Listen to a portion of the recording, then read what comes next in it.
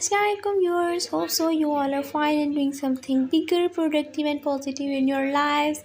Welcome back to my channel in the new vlog.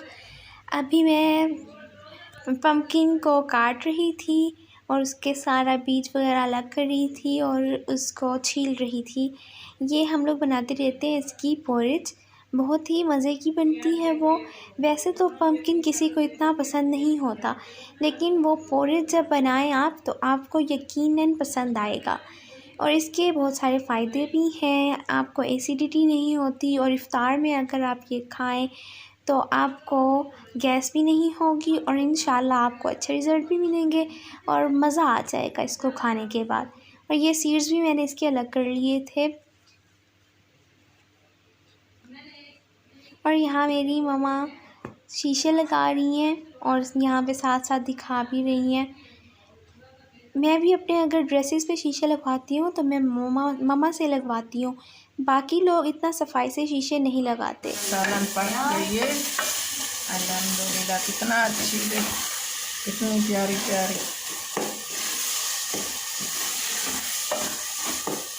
ये बड़े मज़े के बनते हैं मारू कद्दू। ये ठंडे भी होते हैं, बड़े अच्छे होते हैं। हम पकाते हैं, खाते हैं। आप लोग जो देखेंगे वो भी बनाएं, खाएं मज़े से।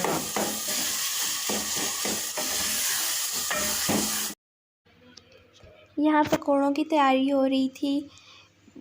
प्याज और हरी मिर्च को चॉप कर लिया था और साथ में हमने बंद गोभी को भी चॉप कर लिया था, वो भी उसमें डालनी थी। और यहाँ आलू को चॉप कर रहे थे। लोग वैसे सिंपल से वो दही बलों में अगर डालते हैं तो सिंपल से बड़े होते हैं, लेकिन मुझे उस तरह से नहीं पसंद। आप भी अगर इस तरह से ट्राई करेंगे तो यकीनन आपको ये बहुत अच्छे लगेंगे। वो खाली से होते हैं, कुछ मूंग की दाल के बनते हैं। इस तरह वाले अगर आप घर में बनाएं तो बहुत ही मज़े के बनते हैं। एक पकोड़े की फील भी आ जाती है साथ में, और फिर वो दही बड़ों के साथ दही में भी बहुत ही मज़े के लगते हैं। यहाँ पे मैंने सारे ये क्रश कर लिए थे। इन सबको एक ही बर्तन में मैंने डाल दिया था और आगे इनकी मैरिनेशन तैयार होगी। ये बेसन है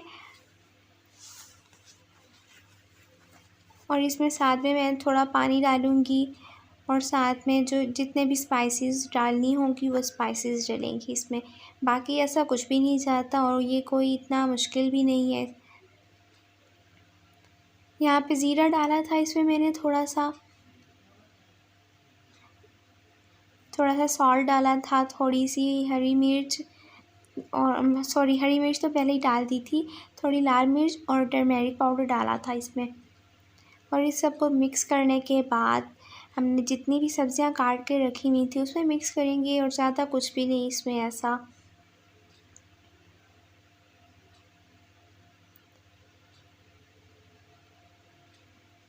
रमज़ान शरीफ में अल्लाह का एहसान इतना होता है कि आम रूटीन में इतनी सारी चीज़ें घर में नहीं बनती, मगर रमज़ान शरीफ में बहुत सारी चीज़ें बन जाती हैं। ये एक तरह का अल्लाह की तरफ से हमारे लिए गिफ्ट होता है जो अल्लाह हमें देती हैं।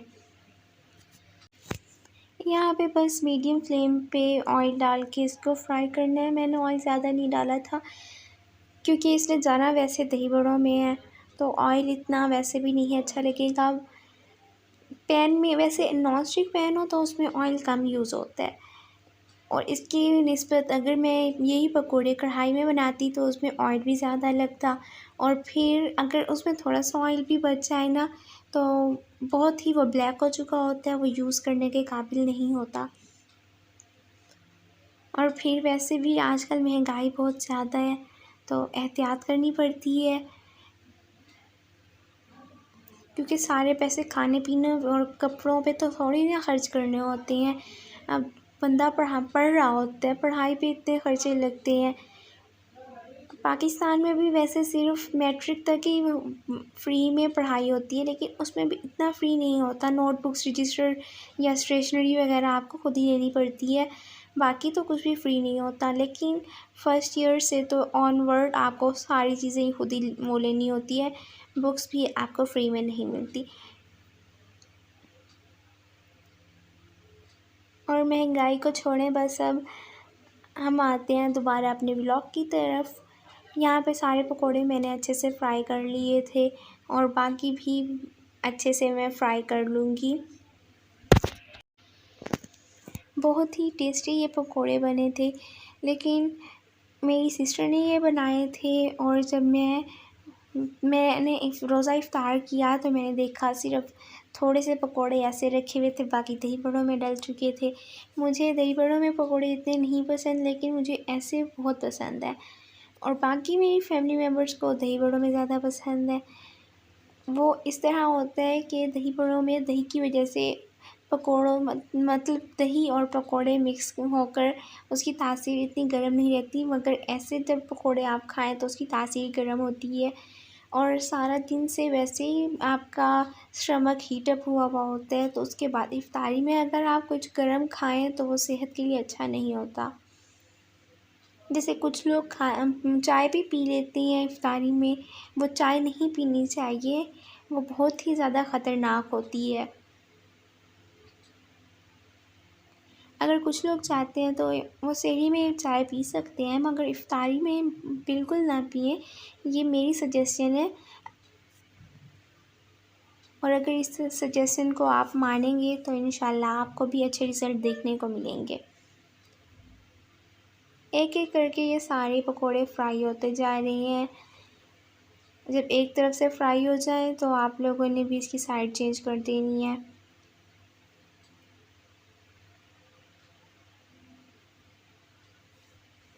और ज़्यादा तेज़ आंच पर आपने फ्राई नहीं करने पकोड़े, वरना जल जाएंगे। यहाँ पे मैं प्याज काट रही हूँ।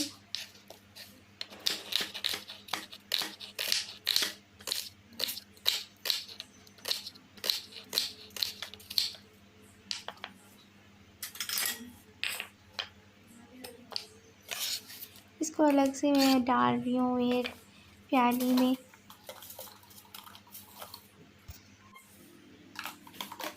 अपने लिए भी हमेशा दुआ किया करें और हमें भी दुआओं में याद रखा करें, क्योंकि क्या पता अल्लाह किसकी दुआ सुन ले। और किसी को मैं ये कहती हूँ कि किसी को बद्दुआ नहीं देनी चाहिए। हम क्यों किसी को बद्दुआ देने में अपना टाइम वेस्ट करें। अगर किसी ने बुरा किया भी है तो वो मामला आप अल्लाह पर छोड़ें, अल्लाह बेहतरीन बदला लेने वाला है।